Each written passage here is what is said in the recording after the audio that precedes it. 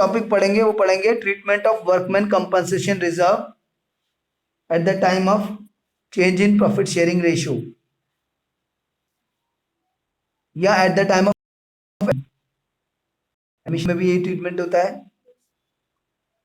Retirement death में भी treatment होता है।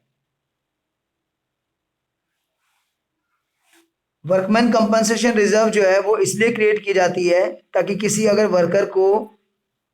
वर्कर का एक्सीडेंट हो जाए तो उसको कंपनसेशन दिया जा सके उसमें से, अगर किसी वर्कर के साथ कोई मिस हैपनिंग हो जाती है तो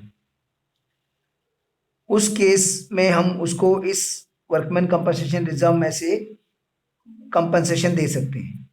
बट अगर किसी भी वर्कर को चोट नहीं लगी है तो फिर ये सारा वर्कमैन कंपनसेशन रिजर्व का अमाउंट हमारा ही है। तो जिस समय पे प्रॉफिट शेयरिंग रेशियो चेंज होती है उस समय पे अगर कोई क्लेम नहीं है इसके अगेंस्ट में तो वर्कमैन कंपनसेशन रिजर्व का सारा अमाउंट जनरल रिजर्व की तरह है, पार्टनर्स बांट लेंगे ओल्ड प्रॉफिट शेयरिंग रेशियो में, ओल्ड पीएसआर में डिस्ट्रीब्यूट कर लेंगे। तो workman compensation reserve to partners capital account entry हो जाएगी। बट अगर इसके अगेंस्ट में क्लेम है 1 लाख का वर्कमैन कंपनसेशन रिजर्व है और 40,000 का क्लेम है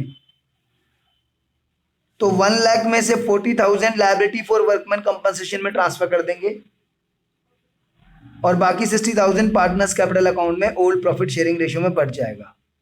सो if there is claim then the amount equal to claim will be transfer to liability for workman compensation account and the balance amount will be distributed in old PSR. यानी कि workman compensation reserve to liability for workman compensation to partners capital account. और अगर workman compensation reserve के against में liability जो है वो workman compensation से ज्यादा है, वर्कमैन कंपनसेशन रिजर्व 1 लाख का है और उसके अगेंस्ट में लायबिलिटी 1,20,000 की है, यानी कि जितना वर्कमैन कंपनसेशन रिजर्व है उससे ज्यादा लायबिलिटी है। In that case workman compensation reserve तो पूरा यूज हो ही जाएगा, फिर भी उससे ज्यादा लायबिलिटी है तो जितनी ज्यादा लायबिलिटी है वो रिवैल्यूएशन के थ्रू ट्रीट कर लेंगे हम लोग, हमारे लिए उतना और नुकसान है तो रिवैल्यूएशन अकाउंट में डेबिट हो जाएगा। सपोज 1 लाख का वर्कमैन कंपनसेशन रिजर्व है और 1,20,000 की लायबिलिटी है तो 20,000 रिवैल्यूएशन अकाउंट में डेबिट हो जाएगा। और फिर आपको पता ही है कि रिवैल्यूएशन अकाउंट के डेबिट में ट्रांसफर हुआ है तो रिवैल्यूएशन लॉस हो गया है और रिवैल्यूएशन लॉस से पार्टनर्स की कैपिटल घटती है। Revaluation loss partners old PSR में डिस्ट्रीब्यूट करते हैं तो partners capital account debit to revaluation account, partners capital account debit to revaluation account old PSR में रिवैल्यूएशन लॉस को वो राइट ऑफ कर लेंगे, डिस्ट्रीब्यूट कर लेंगे। और अगर ये तो हो गया केस 3, केस 4 जितने का वर्कमैन कंपनसेशन रिजर्व है उतने ही लायबिलिटी है हमारी तो फिर सारा रिजर्व लायबिलिटी में ट्रांसफर हो जाएगा। दैट्स इट, रिवैल्यूएशन कुछ आएगा ही नहीं। तो जितनी भी लायबिलिटी होगी और जितना भी हमने लायबिलिटी में ट्रांसफर किया है वो न्यू बैलेंस शीट में liability for workman compensation reserve के नाम से शो करेंगे न्यू बैलेंस शीट में, और जो पार्ट डिस्ट्रीब्यूट कर दिया वो तो कैपिटल में चला गया, वो नहीं शो होगा। चलिए क्वेश्चन कर लेते हैं। ये आपके पास वर्कमैन कंपनसेशन रिजर्व है 1,20,000 का बैलेंस शीट में,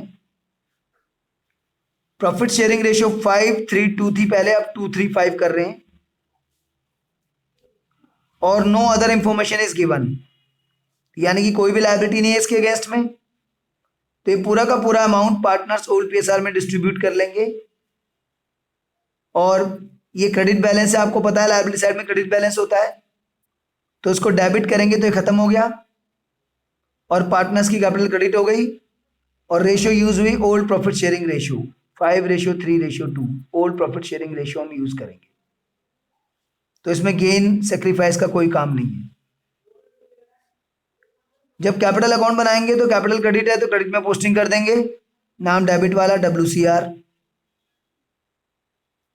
और न्यू बैलेंस शीट में वर्कमैन कंपनसेशन रिजर्व अब नहीं आएगा क्योंकि वो सारा का सारा डिस्ट्रीब्यूट कर लिया गया है। चलिए आगे चलते हैं। Question number 13, workman compensation reserve आपके पास 1,20,000 है, ओल्ड PSR 532 है और न्यू PSR 235 है। क्लेम है 80,000 का वर्कमैन कंपनसेशन रिजर्व के अगेंस्ट में।